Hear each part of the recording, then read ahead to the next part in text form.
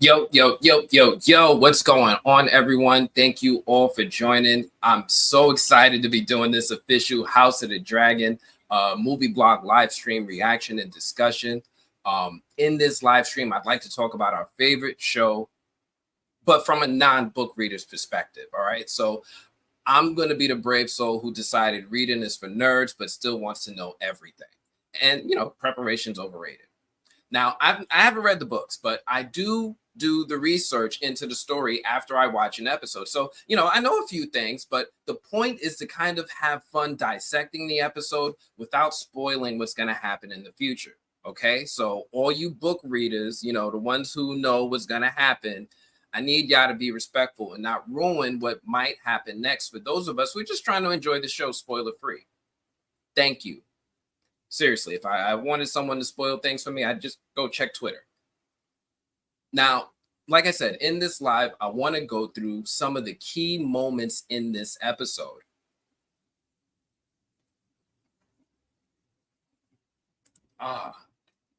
First off, we have, the big battle that happened. We had our first battle in Westeros with the battle between the Bracken and the Blackwoods. I know the Stepstones battle happened, but that's like saying Staten Island is a part of New York. You kind of, but not really. Anyway, we're getting closer and closer to the all-out war between the Greens and the Blacks. And we're already seeing the casualties start to pile up. Now, we know that the war is coming, right? We know this is coming, and it's referred to as the Dance of the Dragons, right? So just be prepared for that. Also in this episode, we see that Daemon goes to Harrenhal and, has some intense visions or dreams or something and meets some mysterious woman who gives him some bad news. We also see Bela flying her dragon, Moondancer, while chasing Kristen Cole into a forest. We meet Ulf. This he's supposed to be like the bastard of Balon the Brave and a potential dragon seed. We see Rhaenyra sneaking into King's Landing to plead her case to Alicent, and we also see Aemon showing his dragon. I also want to take some time at the end to dissect the preview. Maybe if we have a little bit of time, because I already know that they did release the preview of the next episode. But that's a lot. Let's see what we have time for in this one. Let's see.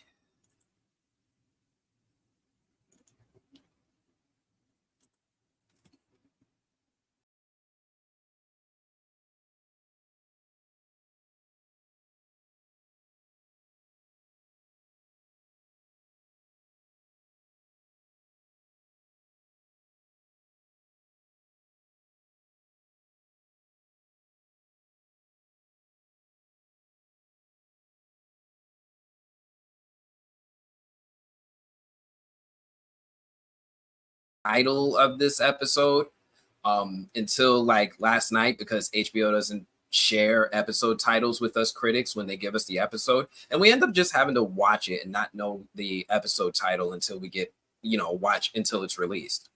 I did find out though that this episode is titled The Burning Mill. Now, I was trying to figure out why this episode might be titled The Burning Mill, right? I know the obvious one is The Burning Mill, right? We see it in this image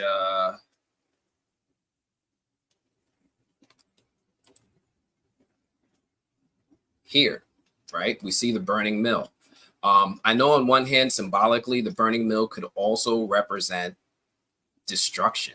It could represent change. It could represent upheaval, right? Because mills typically in like their way they're used, they're like symbols of production and livelihood. And their destruction could signify the end of an era or the disruption of peace.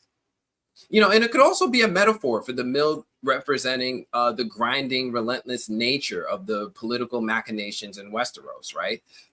The burning could symbolize the breaking point of these tensions, or it could just be HBO being dramatic, because they love that too. But I wouldn't be surprised if some of you book readers already know what this means. But again, do me a favor, book readers, keep that blade in its sheath and resist the urge to spoil. Look, the realm will ever be in your favor and all that stuff. All right. Thank you. Now let's go ahead and let's hop into it.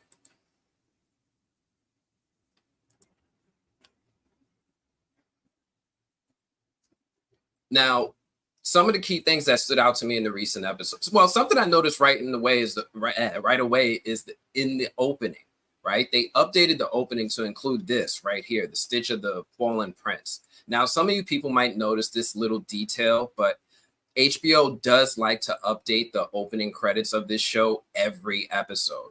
It's nothing major, but it is a fun little Easter egg for those of us who get excited about Easter eggs.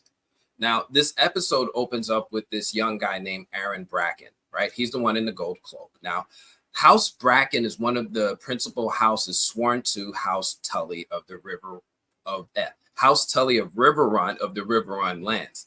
Now, we know the Tullys from the OG Game of Thrones because Catelyn Tully was also Catelyn Stark. And we know this family very through and through. House Bracken is known also for its long-standing feud with House Blackwood. Now, this feud is like one of those long-standing family feuds. I think I heard the creators refer to it as something like the Hatfields and the McCoys. And it's been going on for generations, and nobody really remembers what started it or why it's still going. But it's a feud that we need to know is that is still happening. And these families have been having this beef for generations in a terrible cycle of attacks and counterattacks. Now, it's interesting to me just how young they cast for these scenes, right? It really does give a weight to the cost of war on the non-royals of Westeros, as you know, these guys here, they don't get to live anything close to a full life. And we get to see the aftermath of the first battle of this war. We then switch to a scene of the Arik and Eric twins getting their funeral. And Rhaenyra, you know, kind of gives them an honorable funeral together. And it feels like she's very much her father's daughter. But more importantly, I really like this scene with Rhaenys and Rhaenyra. Now, Rhaenys is like Rhaenyra's unofficial hand and is to Rhaenyra what Otto Hightower was to Aegon. She knows how to read the room, and she knows immediately that Otto Hightower wouldn't have done this. Like she knows this. And then she uses her influence to plead with Rhaenyra and talk about how everyone is starting to lose track of what started this beef between the blacks and the greens in the first place, right? Was it the death of one of the twins, or was it when a child was murdered in their bed, or when Rhaenyra's son died, or when Aemon lost an eye? And, you know, things are really spiraling, and Rhaenys does her best to use her influence to get Rhaenyra to try to reach out to Alicent and barter some peace. See, normally Auntie Rhaenys is a lot more subtle, right? We've seen her privately have conversations like this before. When she did this with Rhaenyra before, though, she would offer her advice, but in a more subtle way. It would never really be this heavy-handed. She sees that a war is coming, and it's going to involve dragons, right? And these dragons, these things ain't no joke, right? Especially when you bring a dragon to a knife fight. Like, what are these guys on horses who are swinging swords and spears supposed to do against a flying dragon that breathes fire, right? We know what kind of damage one dragon can do. And we've even seen dragon on dragon violence. But this is like a bunch of dragons, and one of them is huge. I mean, I know I want to see this chaos. I want to see this Dragon WWE Royal Rumble, but I do understand why Rhaenys is worried. But I also feel Rhaenyra, right? She's like, talk to Alicent and Aegon, and then just pretend like we're one big happy family? Nah. Anyway, it's too late for all that now. Now, the next scene, we see Sir Criston as the hand.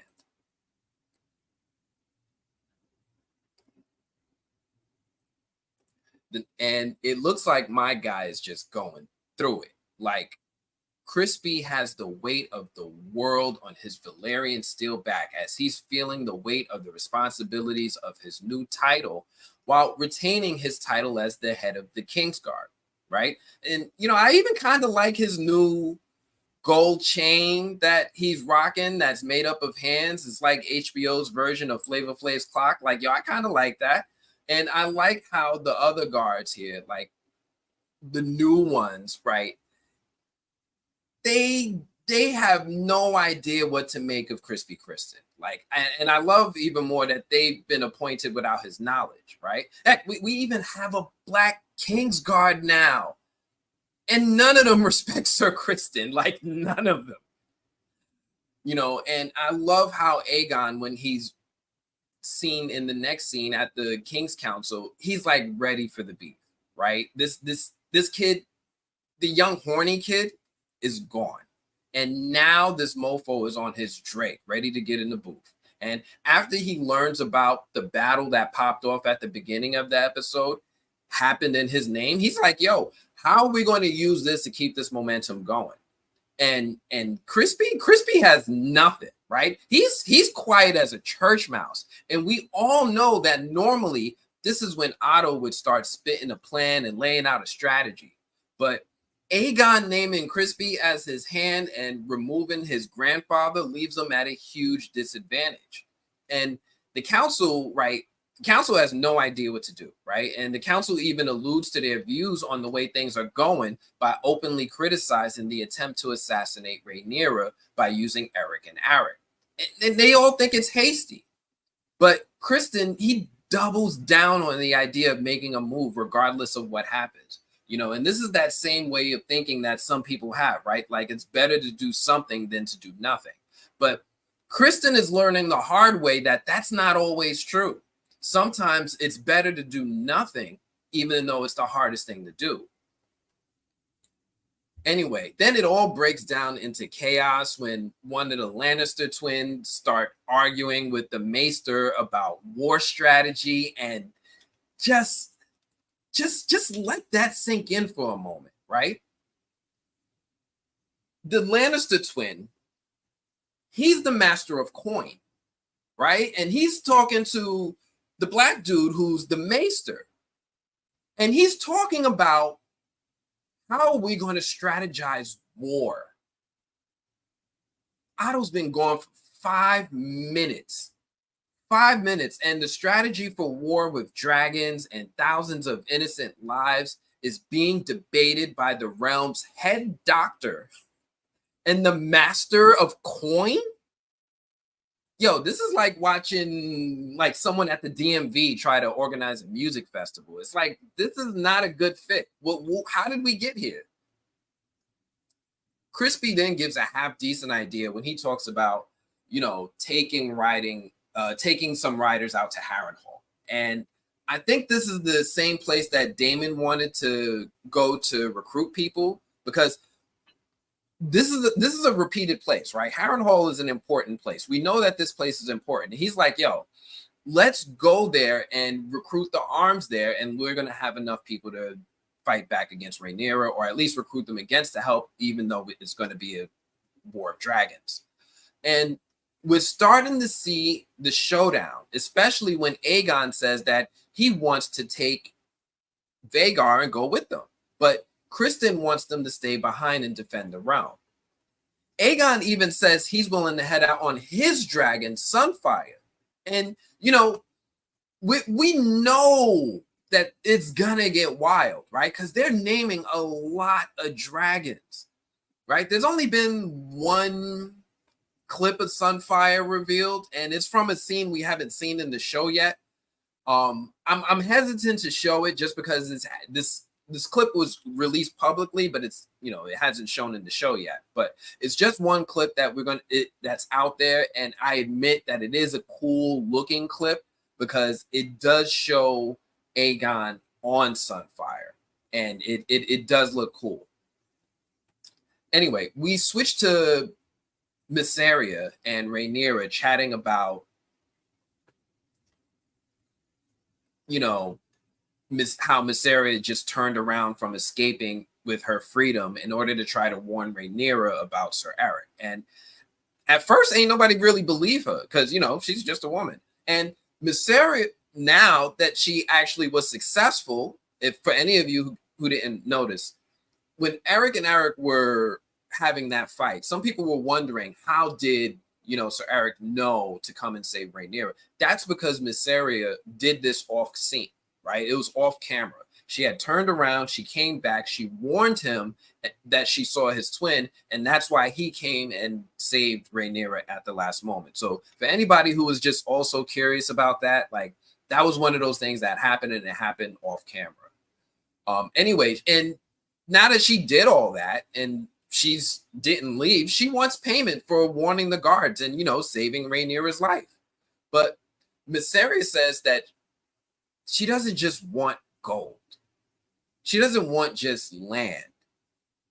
You know, this time she's trying to play this game for real, and she wants a seat at the table on Rhaenyra's team. Yep, she wants to be an honorary member of the bloodline. But Rhaenyra ain't really looking to add members to her alliance. But we can see that she's considering it. Now, they even identified the dragon that's been flying around Driftmark. Now, I thought that this was Baela's dragon, right? We saw this dragon before with Alan's brother when he was fishing. It was flying overhead. I thought this was Baela's dragon, and this was her leaving to head out to King's Landing to spy. But we find out that this is actually Sea Smoke. Now, this is the dragon of Lord Corlys's son and Rhaenyra's fake baby daddy, Laenor Velaryon. Now, you all remember how Laenor faked his death last season and left so that he could live a life free from his family's oversight, right? Okay, cool. So what happens when someone dies when they have a dragon? They say that a dragon can only have one dragon rider at a time. So that bond is like some mystical, magical bond that, you know, prevents anybody else from claiming this dragon. But we all know that Laenor's not really dead. So what does this mean for Sea Smoke? It almost feels like they're hinting that this dragon might get a new rider, but let's see where they go with this. Anyway, we see after this that Rhaena and Rhaenyra have a quick talk. Now, real quick, Rhaena is Daemon's daughter with Laena, right? And Rhaenyra is letting her know that she's sending her youngest son with Laenor, but we know that this was really Sir Harwin Strong's son, Joffrey. She's sending Joffrey to her cousin Jane Arryn of the Vale, right? She's also sending her kids with Daemon, Viserys, and Aegon there with them too. Now, OG Game of Thrones fans, you guys all know the Vale, right? The Vale was the army that saved Jon Snow in that one scene in Game of Thrones. Y'all remember that scene? Like, most people remember that scene. It was like the Battle of the Bastards. Let me see real quick.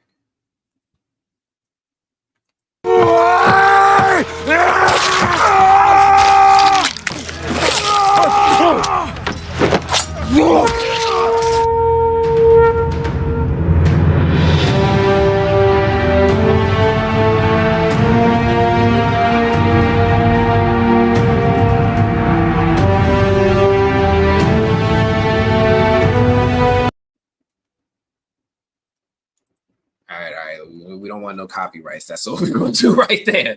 But the Vale, they are an army, and they promised an army to help Rhaenyra in return for a dragon, right? And y'all Game of Thrones fans, y'all see how deep the Vale rolls. All right. Now, Rhaena mentions how her... let's go back. Now, Laena, she's not really feeling this idea. And she mentions how, you know, Taraxes is just a hatchling and Stormcloud. But before she even says what was going on with Stormcloud, Rhaenyra just kind of cuts her off. But Taraxes, real quick for anybody who doesn't know, is Prince Joffrey's dragon, right? We haven't seen Taraxes yet, but the show is letting us know that he's out there. Who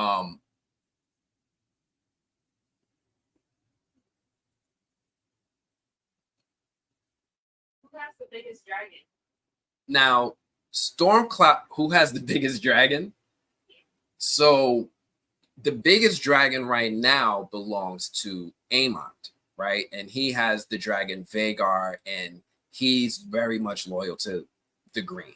Even if he's not as loyal to his brother and his mother, he's very much loyal to the idea of the Green Targaryen dynasty. Now, Vhagar used to belong to, I believe, Lenore, which was Daemon's wife. And like the big thing about that is that the idea was that one of Daemon's kids would claim Lenore's dragon when she passed. But it was a big deal that Aemon took it almost like in spite of because he was always being teased as a little kid. So like he knew that it was going to go to these other kids, but he was just like, you know what, fuck the kill dragon. I'm gonna take that dragon. He just took it from him. The chat wants to know who's going to claim the fake baby daddy dragon.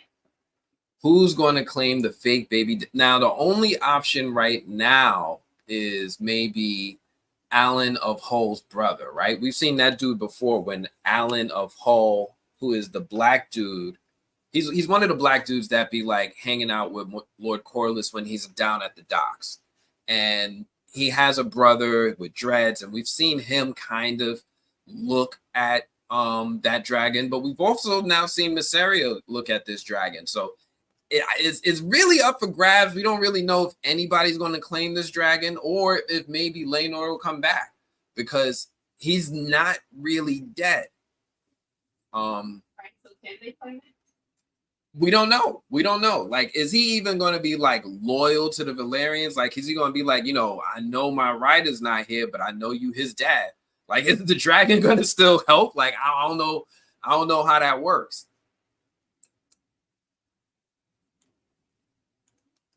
So, yeah. So, anyway, yeah. She lets Rhaena know that she wants her to go with the kids and get out of Dodge because it's not safe in Driftmark. And she wants her to go as far as Pentos and offer herself to Prince Reggio as a bride. Now, Prince Reggio Horatis is a ruler of the Free City of Lys, one of the free cities of Essos. Now, the free cities are interesting because they're actually independent cities from the rule of the Iron Throne. Now, Game of Thrones and House of the Dragon will often make it feel like Westeros is the whole world. It's not the whole world, right? There's more to the world than Westeros. And the free city of Lys is one of these free cities that are out there where Prince Reggio rules. And instead of a king, he holds the title prince, even though he is the de facto ruler. So she tells Rhaena to offer herself to him, seemingly as a bride, right? Like she's like, look, offer yourself to him. You're a dragon rider. You can go there, and you can be far away from any danger. Now, just a quick reminder to everyone, we're keeping the spoiler free for non-book readers, right? I don't know how House of the Dragon will handle these story threads moving forward, and we'd appreciate if book readers help us keep this spoiler free for the non-book readers. So that means I don't need y'all to hold each other accountable. Excuse me. That means I'm going to need y'all to hold each other accountable if something goes wrong in the chat. But yeah, this could be a big deal because as Rhaenyra is now in a desperate space, she's looking for a way to offer the bloodline of the Targaryens and the control of dragons to a power outside of Westeros. Think about that. Now, I believe Pentos is also the city that the Magister was from that gifted Daenerys her dragons when she got married to Khal Drogo. And I wouldn't be surprised if this is how Daenerys' lineage survived outside of Westeros. And, you know, and the show even drops some hints when Rhaenyra is like, I need you to be the mother to them, that I cannot guard them as a dragon guards her eggs. And this feels like an Easter egg for Daenerys, who is referred to as the mother of dragons.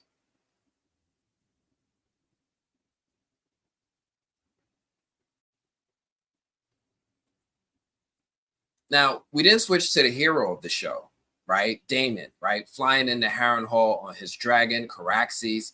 And I like how Daemon's dragon just roars different. Like Caraxes, he's a interesting, he sounds like a raptor from Jurassic Park.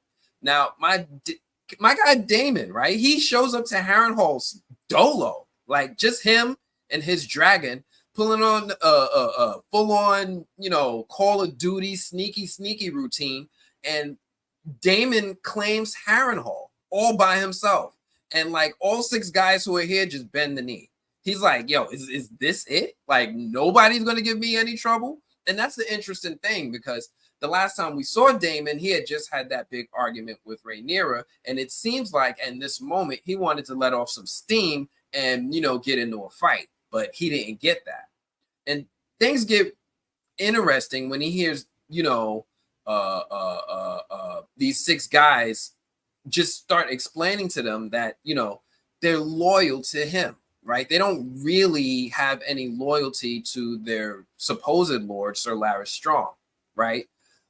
And we learn that this guy here is Simon, right? He's Simon Strong, who is Sir Larys's uncle, but he's really not happy with Sir Larys because he thinks that Sir Larys is the person that took out his brother and nephew. So now Sir Larys Strong is the Lord of Harrenhal. So think about this for a second. Larys Strong was the second born. So technically, when you're a second born in Westeros, don't nobody really care about you, right? They care about your daddy, who's the Lord, and they care about your older brother because he's going to be the one who's going to inherit everything. You, the second born, you ain't really going to have a chance unless you find a way to take out your dad and your brother. How convenient. Now, they all suspect this too, about how Sir Larys took out his father and brother, and even refer to him as his nickname Clubfoot, right? And it was given to him because of his physical disability. So it's not a name of endearment. Daemon also takes this time to assert that he wants to be referred to as Your Grace rather than as Prince. And it's really hard to figure out his intentions in this moment. On one hand, he could be here to raise an army and try to take the Iron Throne for himself. On the other hand, he could be doing this to defeat Rhaenyra's enemies for her and offer her crown like he did for his brother back in season 1. Remember when Daemon and Lord Corlys teamed up to take on the Crab King, and that dude was a thorn in Viserys' side for years, but Viserys never really acted on it. Instead, Daemon went there without Viserys' consent with Corlys, and when they won, Daemon returned to King's Landing and gave the crown that he was wearing to his brother Viserys. Now, if there's anything I can say about Daemon, is that for the most part, when it comes to his family, Daemon does put his family first, right? Like Daemon isn't a nice guy, right? He kills people. He's done a lot of underhanded stuff. He's really not a nice guy. But when it comes to the relationship with his family, he usually does do the honorable thing that are within their family traditions with the way that he moves. Usually. Except for that whole accidental taking out kids thing. That was an accident.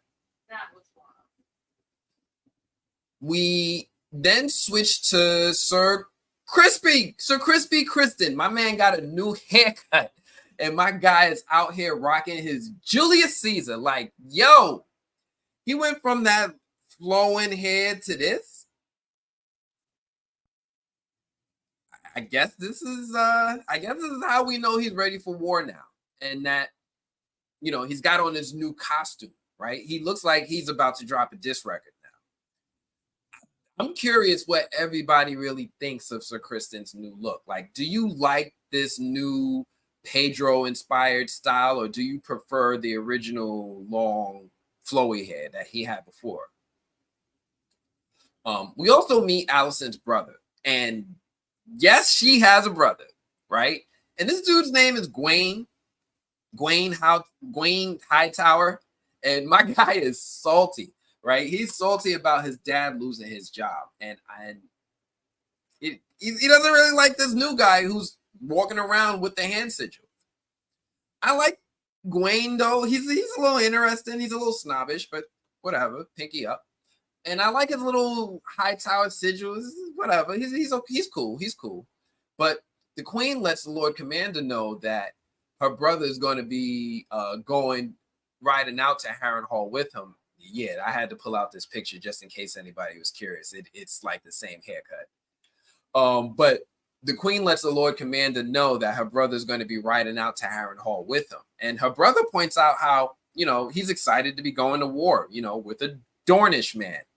And that's why we recognize that haircut, because he's from Dorne. And he's mentioned this before, right? Like, I think like they mentioned it like in season 1, maybe like in the first episode, but he doesn't really make it a big deal, right? He's not like a proud Dornish man like Pedro was in Game of Thrones. He's really kind of low with it. But here we go again with those parallels I be talking about, right? Because the show loves making references to the OG Game of Thrones, with that are, and they're kind of fun, right? They're kind of fun little Easter eggs that they put out there for nerds like you and me.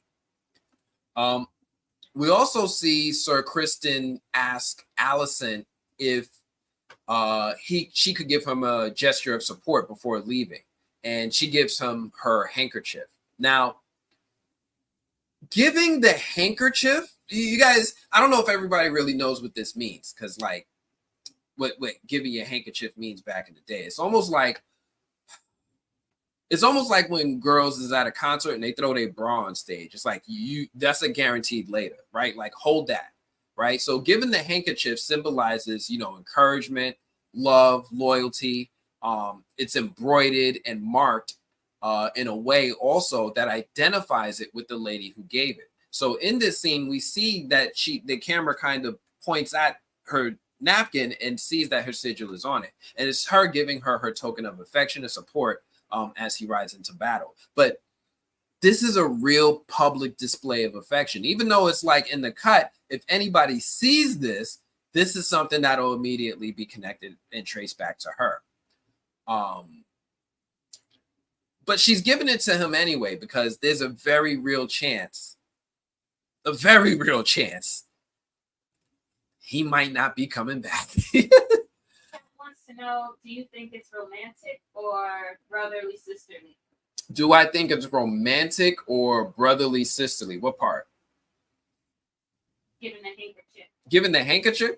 I mean, like back then it was romantic. Like this is like, how like, every generation has their thing that's like making a move.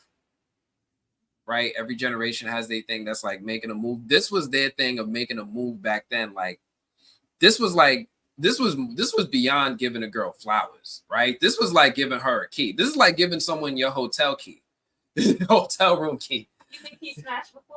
He did smash. He smashed a couple times. This is why he's in this situation in the first place, why he's throwing himself into danger, because he feels guilty, right? He still feels really, really guilty for not being there when Aegon's son got taken out. Who called him? The dad? Who called him? Yeah. Who called him what? To come over. To come over where? Where he's at. Because I didn't know she had a brother till now. Who called her brother to come over? So the only person it had to either be Otto, or it had to be her, right? So she knows her brother is like a fighter. This ain't his first fight. Like he knows how to scrap. And if Criston is going into battle and he's going in headstrong, it's possible that she called for help, but really it's probably Otto, because at this point Otto Hightower left back to Old Town and he probably sent his son to keep an eye on things while he was gone. But yeah, it's better that he goes with Sir Criston and try to increase his chances of surviving for Alicent, because she really enjoys the company of Sir Criston, right? She really hasn't had anything or anyone to herself this whole time. Her dad's been manipulating her whole life. Think about it. Alicent probably has one of the most sad stories, not tragic, but one of the saddest, because Alicent grew up, and as soon as she started to come of age and wanted to have fun, she had to watch her friend Rhaenyra go out and live to have fun and live with double standards. But she had to align with duty and marry King Viserys. And they even showed her, like, when she was with Viserys, she wasn't, like, when she was abed, she didn't have a smile on her face. Like, it was of duty. And you can see that even with her affection towards her children, right? It's there, but it's not really there. But this is the first thing that she gets to do and have that's to herself, that isn't out of duty. She gets to have a relationship with Sir Criston, even though it's, taboo, it shouldn't be happening. But she finally gets to have what Rhaenyra had way back. Well, that was a double entendre. But she finally gets to have what Rhaenyra had back when they were younger. But yeah, we know that Criston is going out to war. He rides out with Alicent's brother. We even get this shot of cheese still hanging from the noose. But the thing to take note, right? Like in this scene right here, I didn't want to show it because I don't want no copyright. I don't want no problems. But the thing to take note of is that my guy is still hanging here.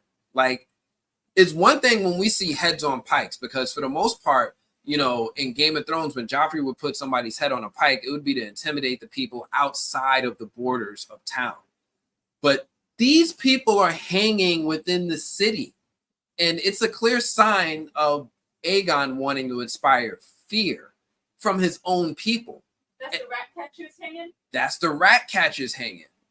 And this can't be good. This can't be a good thing in the long run. This can't be good. Like, this is gonna come back to bite my man Aegon. But we then get to see, a good scene of Criston riding out, and we get to see just how big of a city King's Landing is. Like, sometimes it's easy to forget just how big this place is. We then switch to Rhaenys showing up to the Black Council after her daily rounds of surveillance. Now, she's there to learn. She learns when she gets there that Daemon left after he took. Yeah. She's there, and we learn that they have not gotten word from Daemon after he took Harrenhal. So Rhaenys shows up. She's back at the Black Council. She's talking to Rhaenyra. Nobody's heard from Daemon at all. Not at all suspicious. Like he might be making a move for the crown for himself at all. No. But Rhaenyra gets into a disagreement with her council on how and when they're going to use dragons with this dude, Aegon. And Sir Alfred Broom here, like, he's like, yo, use the dragons. Use the dragons now. Use the dragons a lot. Use them now. Use them a lot. Use them now. Use them more aggressively. And these guys that are on Rhaenyra's Black Council, they're like, yo. Like, they even try to mansplain the hell out of things to Rhaenyra when they're all like, you have dragons, right? Daemon ain't here, right? They trying to take you out too, right? And they even suggest that she runs and hides while they serve as a distraction. But, I'm proud of Rhaenyra because she shuts that down and gets a little bit more aggressive with them. And then Rhaenys, the wise, drops some more sage advice when she reminds this council that the queen wears the crown of Jaehaerys the Conciliator. And schools all of us non-book readers when she drops the fact that Jaehaerys's reign outlasted all other kings, even Aegon the Conqueror's. Now, real quick, Jaehaerys the Conciliator, he was the ruler in the history. He was a significant ruler in the history of Westeros, right? He was the 4th Targaryen king to sit on the Iron Throne. He succeeded his uncle Maegor the Cruel. And Jaehaerys ruled for a really long period known as the Golden Age of the Targaryen dynasty, spanning over 5 decades from 48 AC to 103 AC. Now, for those who are wondering, AC stands for after conquest. So that's after Aegon conquered Westeros. So 48 years after Aegon conquered Westeros is when he ruled. We then see Rhaenys and Corlys taking some time to catch up, and this shit right here look kind of romantic. I know I'm cheesy, but there's something about a picnic in the rain that just looks really, really romantic. And they out here feeding each other grapes like there's nobody around. And this is kind of cute. Like Game of Thrones does these little moments every once in a while where we see the characters do something that's downright relatable. And I think I'm going to screenshot this one and send this to my wife. You're going to get this later. No, these is goals. These is goals for when we get older later. I want to do this. Anyway, they're out here talking and about Corlys's heir and reminding him that, at this point, his heir is a 6-year-old. Joffrey is his only living male heir. And Corlys is apprehensive about this because Joffrey hasn't had the training to be a master of the sea, nor does he understand the politics of Westeros. Rhaenys agrees and asks if he would consider his granddaughter Rhaena as his heir. And Corlys, he ain't really feeling that either, right? He's not really feeling that either, reminding us that Westeros has patriarchy culture embedded, even in Rhaenys' husband's DNA, despite the hypocrisy in his assertions that his wife was the one who deserved the Iron Throne way back when she was skipped over for Viserys. You see how Rhaenys is always trying to push for a woman to be on the throne? So, yes, Rhaenys is all about that, right? She's definitely all about that life, about, women having given an opportunity to have a seat of power in King's Landing. And it's just, the people of Westeros ain't really feeling that idea of giving women a fair shot. And it keeps happening, but she keeps supporting the idea. It's almost like when we watch Survivor and we try to, root for an all-woman alliance. It's just not happening for some reason. And this is the weird part because Corlys always was pushing for Rhaenys when she was supposed to be queen. And it's interesting because it confirms a lot about Corlys to us in that my guy is not only pretty damn selfish by, because before last season, he would leave to sea and go sailing for like 6 years at a time when they needed him the most. But he also puts into question his motives for asserting that his wife should have been queen if his beliefs truly were different than others or not, right? Because right now it's like, do you really believe women should hold a seat of power, or were you just doing that so that you could get closer to the Iron Throne yourself? And Rhaenys really isn't happy that, Corlys isn't, budging on this idea on naming a new heir. Joffrey is kind of young, and we already know what it's like when kids are appointed a seat of power but don't have the training. Like, don't get me wrong, right? We've seen great kid rulers in this show, right? We've seen great kid rulers with Lyanna Mormont when she had her great moments in OG Game of Thrones. But the thing with her and the thing that made her great is training, right? When we saw her, she was a leader. She was well-versed, and the people that she spoke to respected her. They responded to her as if she was someone who knew what she was doing. The other concern is that we keep seeing what happens when rulers name heirs that might come into question, right?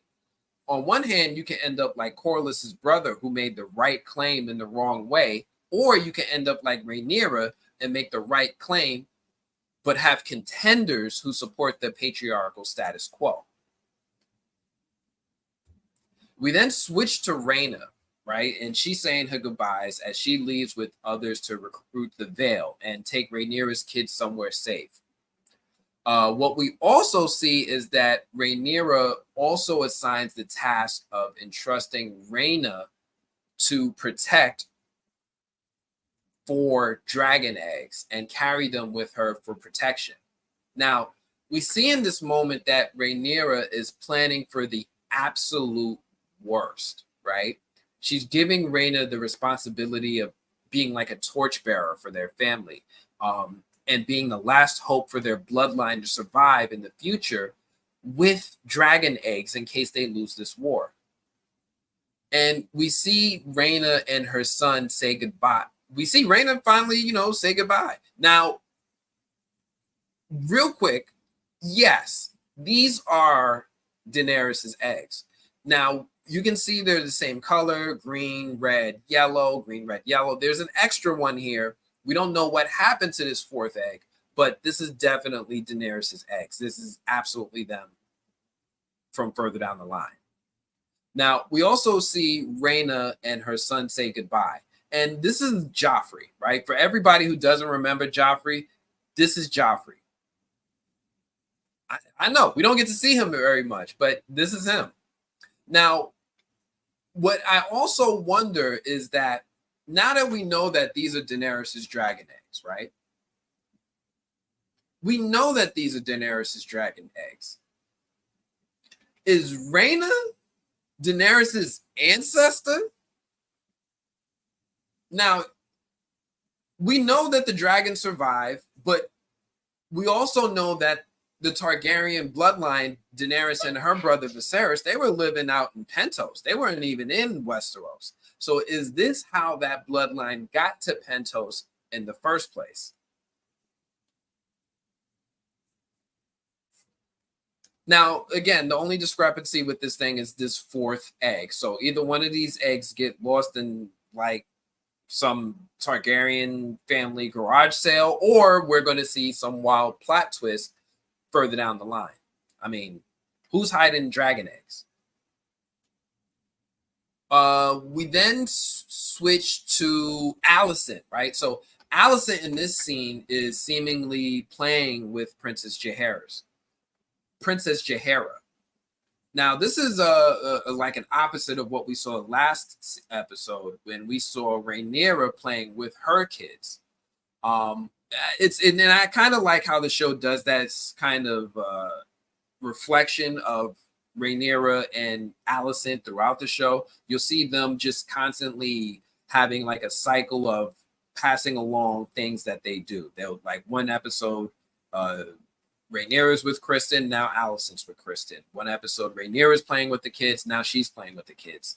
And then Helena enters the room talking about how she's feeling sad, but she doesn't think she shouldn't feel sad because bad things happen to people every day. Like, first off, she needs to stop listening to Cameron. Like, people die every day, B? Like, for real? and Alicent, she isn't sure what to do with that, right? What do you do with that?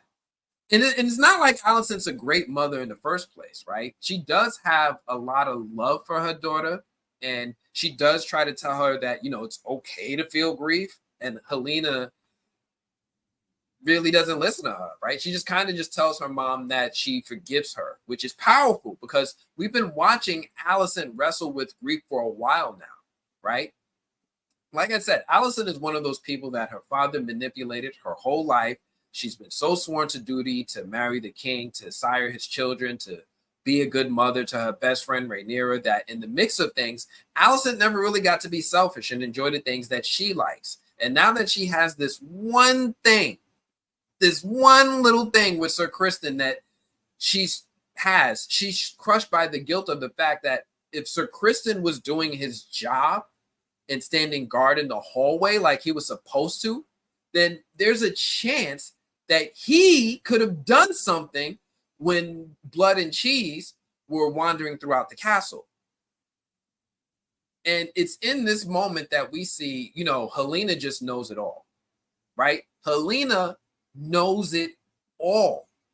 Now, I haven't really been paying attention to her, right? Because she's a little easy to dismiss.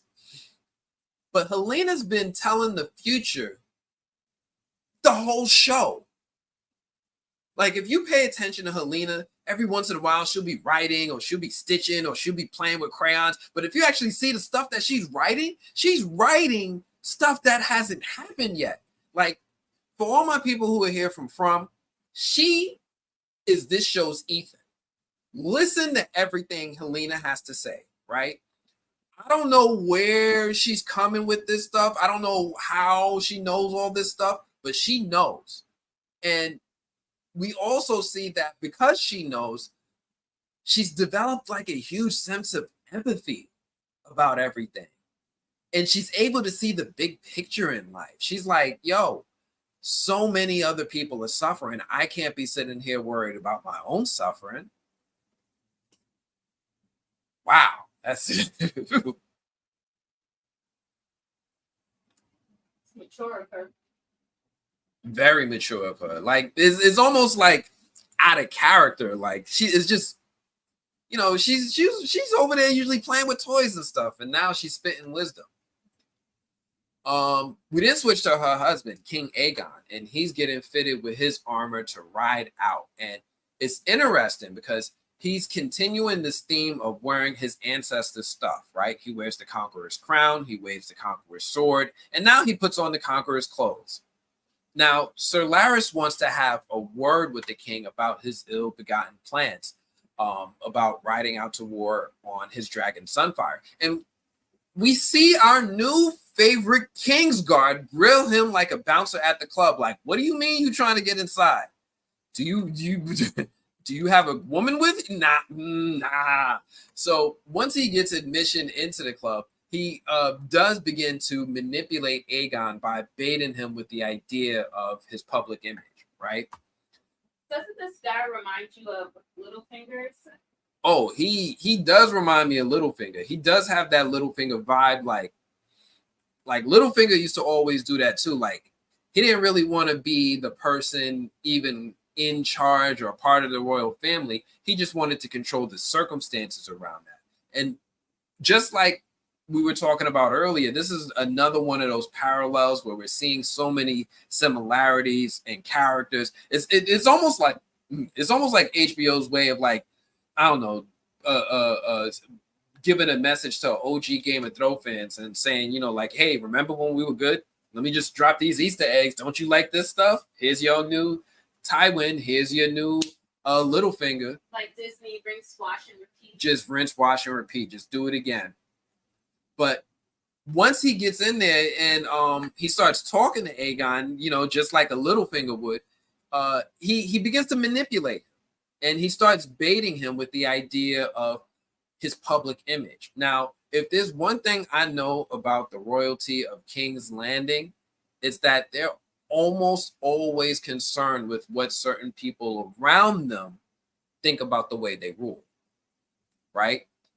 And we've seen Aegon waver back and forth and wanting to be loved and really not giving an F if the people think about, you know, if they love him or not. So it's interesting that he listens to what Sir Larys says in this moment using that specific tactic. I mean, Aegon just took out like 100 rat cat. They're still there. Their bodies are still there right now. And he's worried what people think of him? Like, it's a little weird. Chat wants to know your opinion on societal public opinion. How important is it? How important is public opinion? Yeah. So in King's Landing, public opinion can be really important because here's the thing, right? Like for the most part, if you're a ruler in Westeros, people are taking you for your word, right? So like the king earlier, he has this thing where he had the metalsmith and he was like, the metalsmith was like, yo, can you pay me up front? And the king was like, yeah, I'm gonna do it. And he walked off in good faith saying like, all right, the king said he's going to pay me. People believe in your word, right?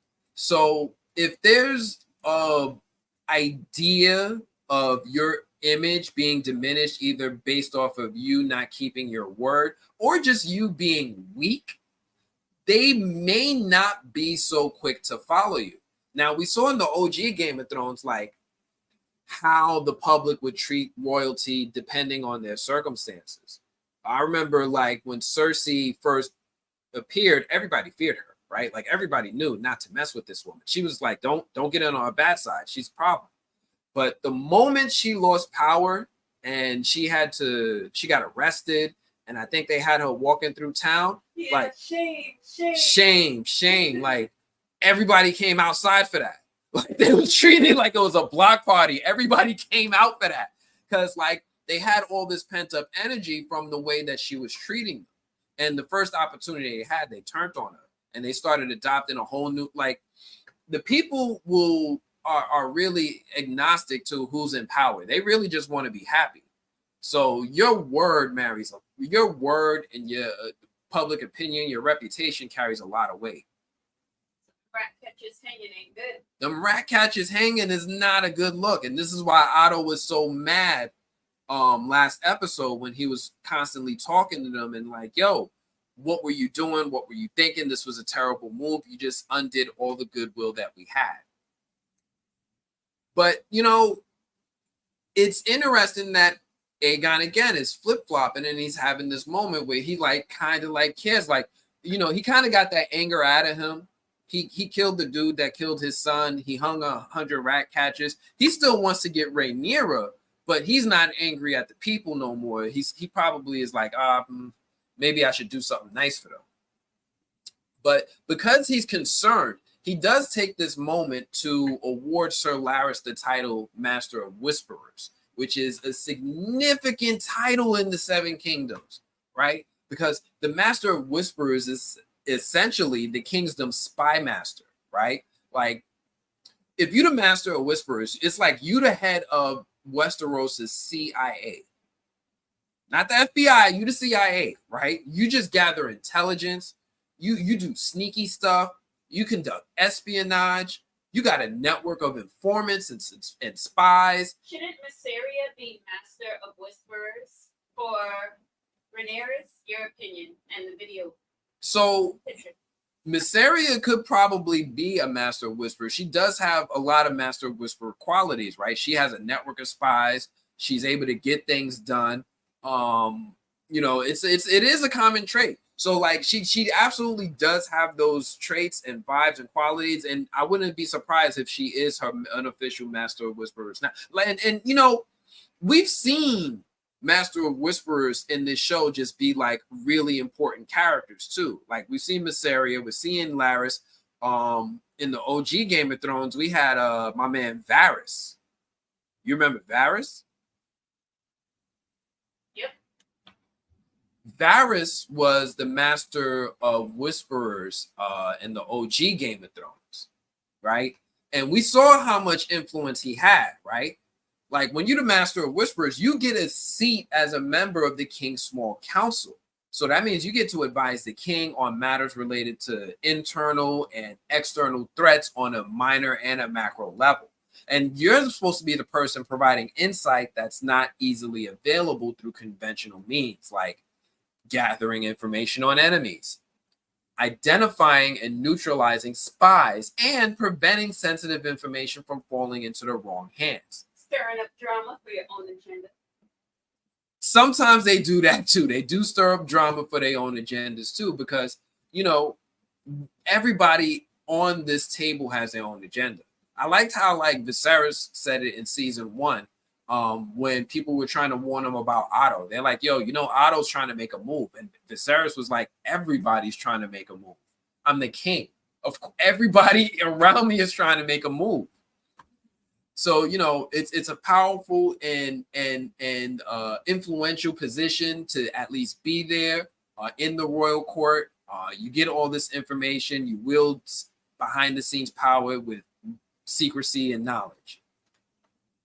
So after speaking with Larys and he gets his new title, my man Aegon, he goes back to talking to the King's Guards, and the King's Guard, they invite him out for drinking and having a little fun. They're like, yo, one of our guys ain't never been he ain't never really been out in these streets before. And the king is actually even saying like, yo, y'all not really acting like King's Guards. And this is just another example of some of Aegon's rash decision-making, and that it doesn't seem like he's even picking the best people to protect him, right?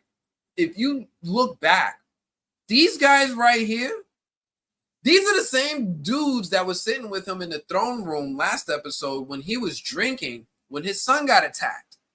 So basically, Aegon didn't take knights. He didn't take anybody chained by Sir Kristen. He didn't even take anybody trained. He took his frat boys and gave them jobs to protect him in these streets. Frat boy city boys up 2000. So we then switch to this dude Ulf, or Ulf the White, right? So Ulf the White, he's a commoner.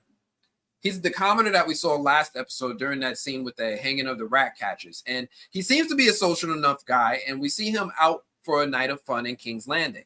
And he heads to what looks like this bar or an inn, and he sits with a crowd of people hanging out, having a drink. Now, we get a good callback to season 1 when we see the waitress that's serving them drinks is in fact the same woman from season 1 that was attacked by Prince Aegon.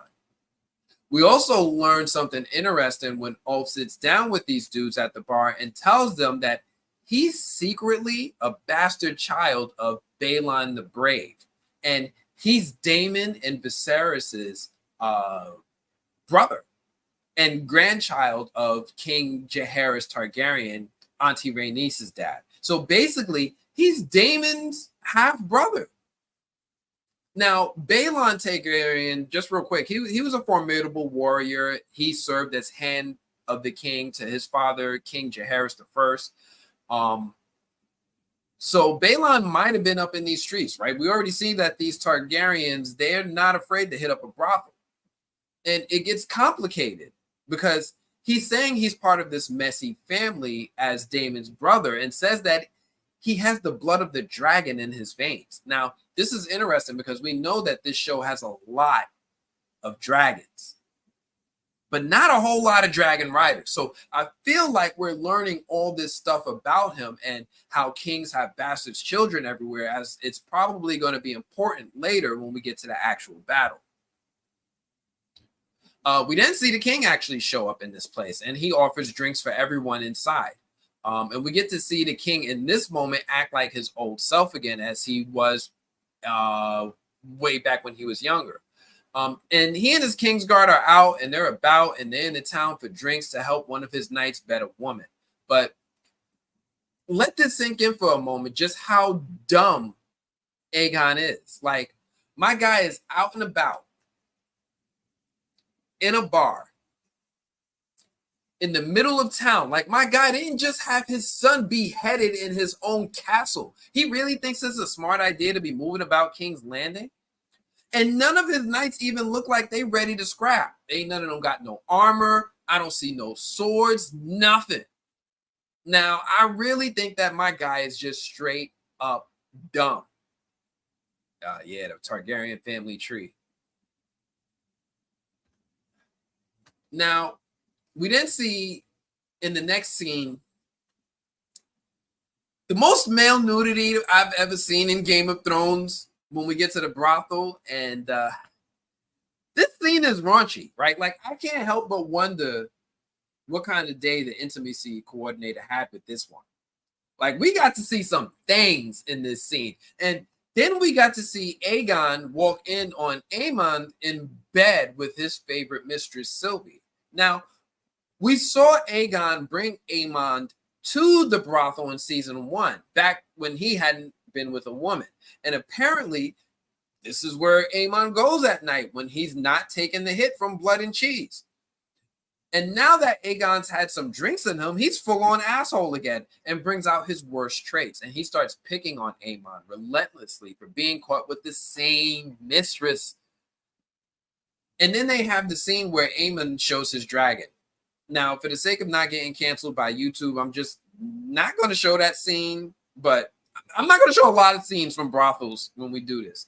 But y'all having fun with the memes. I seen y'all with the memes on Twitter. Y'all having fun with the memes. We then switch to see Rhaenyra, and she's playing with what looks like her kids' toys and missing them now that they were all sent away. And she even takes a moment to finally read the note that was sent to her from Alicent by Raven back in episode 1. We then switch to see Sir Kristen and Sir Gawain traveling because, they're still on their way to Harrenhal.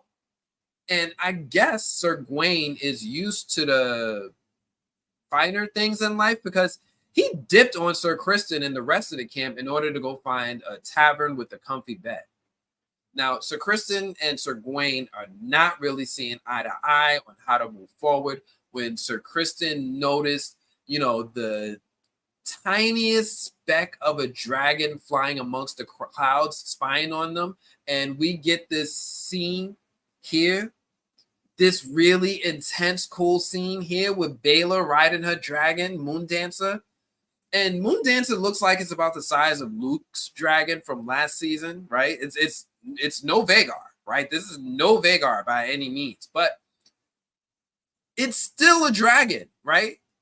So Kristen and Gawain, they make a run for it because it's still a dragon in any size. This is a whole problem, and they can't defend themselves against this thing.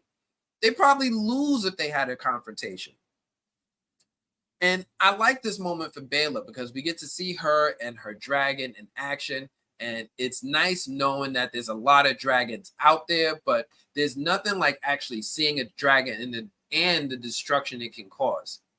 Anyway, we see Kristen and Gawain escape, with Gawain now appreciating the wisdom of the Lord Hand Sir Kristen. We then switch to Baela reporting back what she saw to Rhaenyra and the Black Council. Now, these guys on the council are once again urging Rhaenyra to attack with this one dude, Bartimos Celtigar, asking Rhaenyra to leave. He's asking Rhaenyra if he can leave so he can fortify his city. Now, Bartimos Celtigar, he's of House Celtigar of Claw Isle. It's like an island in the narrow sea off the coast of the ocean. And this is their sigil. It's a red crab. It's a sigil of red crabs on white. But the Celtigars are historically sworn to Dragonstone within the Crown Land. So think of it like this. House Celtigar is basically an ancient and proud house, right? They actually claim descent from the Valerians, just like the Targaryens and the Valerians, and a few other noble houses in Westeros. They do not, however, have the dragon riding abilities of House Targaryen. Though not as prominent as some of the other houses, they are an important house and they do hold an important position in this war due to their strategic location. So it is just kind of important to know who the Celtigars are, why they're here, because they're also from Old Valyria, and why they're important to this upcoming war. Now, we hear the council, once again urge Rhaenyra to use her dragons more aggressively. And this time, Rhaenyra says that she's going to consider them, right? And it's rough because Rhaenyra's in a tough spot, right? Because think of it like this. It's like, I think the Game of Thrones creators refer to dragons as like nuclear weapons, right? Once you press that, but once you do it, you can't undo it, right? Once you start that, you give the ability for others to retaliate with their dragons. And in the end, it's going to be a bloodbath. It's tough for her because they keep pushing her to. It's rough. It's rough. It's like all of these guys have ideas, but nobody's really offering any real help. They're just like, use the dragons. Anyway, we then switch to Daemon. He's still up in Harrenhal, looking like he's trying to get comfortable for some sleep, and he hears someone trying to enter his room, but he fortified his door, and they can't enter. When he goes to investigate with his sword drawn out, he doesn't see anything or anyone until he gets to a room where we see a young Rhaenyra. Young Rhaenyra, Millie Alcock. She's here, and she's sewing on the head of Aegon's son. Guilt. Yeah, my man is finally having some guilt or some sign of remorse for what he did. Didn't think he had it in him. Didn't think he had it in him. But it's in this moment that we actually do see he is actually having a nightmare about his actions. he wakes up. He wakes up outside and he's in the middle of, like, he slept walk. I don't know how he got outside, but he's outside by this heart tree. Now, we've seen these trees before. This is the same kind of tree we see in the old Game of Thrones. They're like some old religious trees from the old gods. Most of them have been destroyed and burned down during Aegon's conquest. But this is one of the old trees that were left up for symbolic reasons. And it's really just left up there unkept. That's why you see roots growing everywhere. But they're those old magical, mystical trees with the faces carved in them, you know, for the three-eyed raven.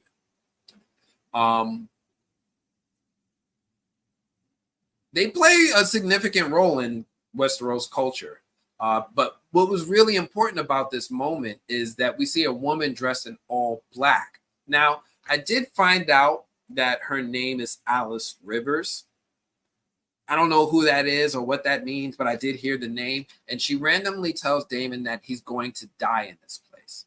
Now, again, I have no idea who this woman is.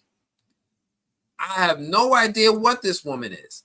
But I do admit that she was giving me Red Priestess Melisandre vibes, right? Like, y'all remember Melisandre, right? She serves that God of light, Lord of light, and she believes in the prophecy of the prince that was promised, who she thought was Stannis Baratheon for a while, but then believed in Jon Snow. This could be her. This could be Melisandre, because in Game of Thrones, Melisandre was old. Like, she was hundreds of years old. So there's a possibility that she's alive in this time. Or it's just another follower of the Lord of Light that acts like her. We don't know.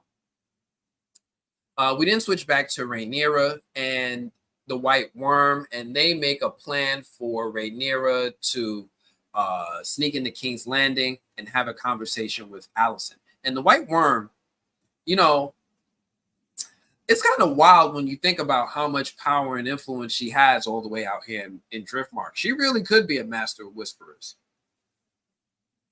We then see Rhaenyra sneaking into King's Landing with one of her knights as a guard while she's dressed as a nun of the Seven Septim something.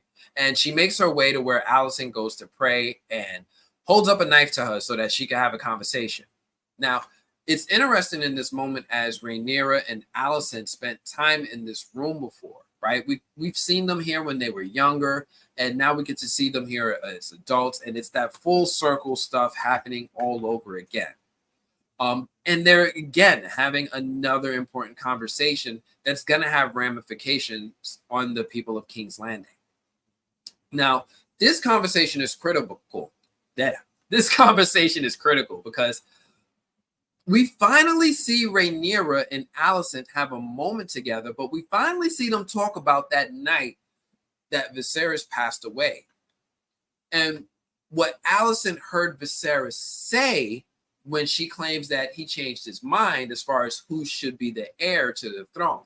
Now, what's interesting is that even though they have a scathing conversation that's mostly honesty, they still trust each other. Like, there's still like a hint of friendship there. It's like on some Professor X and Magneto in that they're bitter enemies, but there's still that foundation of friendship that binds them even to this day. And Rhaenyra even outright asks Alicent about her father's last moments. She's like, yo, all right, you know, if he really did choose Aegon, can you tell me how those moments were? And Alicent obliges out of compassion. And it's in that moment that we get more confirmation that despite everything that's happened, these two kind of in some way still trust each other. We also get the impression by the way that Rhaenyra was asking that if Alicent told her that Viserys, you know, really changed his mind and she didn't get all the rest, she would have believed her. She would have believed her. She might have just like been like, you know what? My dad probably did say it then because Alicent really seems truthful in this moment. She might have really believed her. And we don't know where things would have went from there. But then she mentions how the king was weary. And It was hard at times to understand, but he spoke Aegon's name. He was the prince that was promised to unite the realm. And when Rhaenyra hears that phrase, when she asks if Viserys spoke to her about the Song of Ice and Fire, and Alicent has no idea what Rhaenyra is talking about, and we all know what she's talking about, but when Rhaenyra tells Alicent that it's a story about Aegon the Conqueror, it's in this moment that they both realize that Alicent misinterpreted Viserys' last words. And Rhaenyra, she pleads with Alicent to do something to stop the war. Do something. And Alicent reminds her that it's above me now. Right? Like, my dad is gone. Cole left. He went to war. Aemon, my son with the one eye, he's an absolute beast. Aegon wants blood. And she doesn't have any influence on these boys, which is what she was warning Otto would happen. There's nothing Alicent can do about it at this point. And she leaves. And that's how the episode ends. Can we talk about how cold Alicent is? Like, from the way she interacts with her kids to that scene where she just walks off like, oh, I guess it's too late. So Alicent, yeah, can we talk about how cold she is? Like, Alicent is the devil. She's not the devil. She's like a person who's a victim of circumstance. She's like a good person. Yeah, she's absolutely a victim. Like, she's definitely a person who wanted to do good things, but because she had this overwhelming sense of duty, she got forced to do bad things. So this show likes to play with that theme as well, right? Like, good people will have to do bad things. We saw that with the Eric and Eric twins. Like, Alicent wanted her son to be king of the throne. She wanted power. She did not want her son to be king at first. She was absolutely telling Rhaenyra that she was going to be a good queen. She was absolutely telling Rhaenyra. So she had her son? No, even after her son was born, she was saying like, "Yo, you're gonna make a fine queen," because Viserys was still asserting her as queen. So was it her dad in her ear that made her change her mind? Her dad in her ear made her change her mind. And because she had this sense of duty to her dad, she was doing what she was told. But she even in this moment, she's giving Rhaenyra mercy. Because think about it. Rhaenyra's in the middle of King's Landing, and all Alicent has to do is yell. Right? And Rhaenyra said, what's going to happen? They'll probably kill me. They'll probably take me away, put me in jail, anything. And instead, she lets her leave. Girl code. That's girl code, right? Bestie code. I mean, women will keep it above too, right? Like, we not friends, but we got a code. So I'm curious, like, what everybody's going to think about that, because like that whole interaction right there, like, is a lot of girl code back and forth. Like, yeah, but for real, did he say that? For real? Like, you got to go a couple for reals in before they was giving each other that, all right, I believe you. But when they both realized what actually happened, Alicent was the one who didn't give any F's. Nah, no, because Alicent wasn't in a position where she could do anything. And she also knows that this is all Rhaenyra's fault.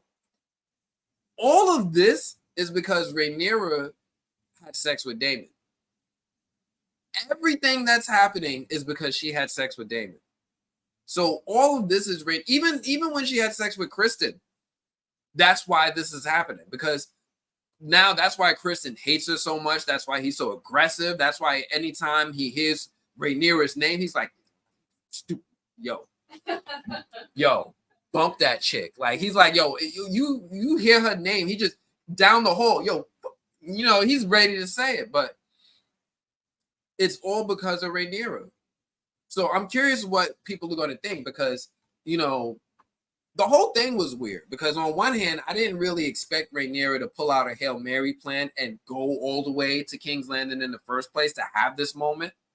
But I also find it interesting that Alicent now knows the truth, right? So when we go into next episode, even though she can't do anything, she is someone inside of King's Landing who now knows the truth that Viserys was referring to Aegon the Conqueror rather than naming his son Aegon as his heir. And I don't kind of suspected it as much too, but now they're kind of both aligned in that way of thinking.